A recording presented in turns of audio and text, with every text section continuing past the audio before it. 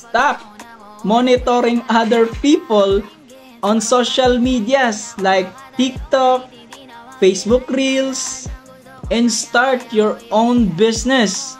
Doon mo mamamonitor yung everyday income na papasok sa'yo. Ngayon, marami yung nagtatanong, ano ba talaga yung ginagawa ko dito sa online? And bakit ako kumikita? Una, nagka-copy and paste lang po ako and script are provided na po yan.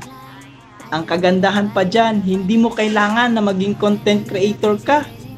Pangalawa, nag-i-encode po ako gamit yung sistema po namin, yung Hyperloop online system. And syempre yung digital user ID para monitor mo yung everyday income na papasok sa iyo. And pangatlo, nasa exciting part na po tayo. Ikaw mismo ang mag-i-encash. Yes, ikaw po mismo kasi nakapangalan sa iyo yung digital user ID. Okay, so kung umabot ka sa bidyong to, tapusin mo talaga to kasi naghahanap ako ng mga tao na willing matuto, willing kong turuan, and then willing na kumita ng 1,000 to 4,600.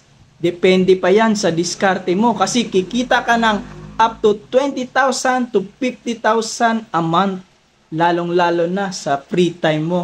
Kung ikaw ay isang OFWs, employee, teacher, student, meron din tayong mga tambay dito na kumikita na rin. Alright, so see you at my inbox. Bye-bye!